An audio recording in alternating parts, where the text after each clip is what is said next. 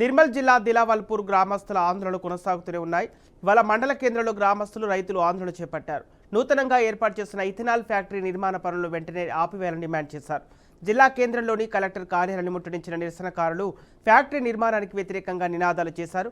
కర్మాగార పనులు పూర్తయితే దానివల్ల పంట పొలాలు నాశనమవుతాయని ఆవేదన వ్యక్తం చేశారు. ప్రభుత్వం వెంటనే స్పందించి ఫ్యాక్టరీ నిర్మాణాన్ని నిలిపివేయాలని కోరారు.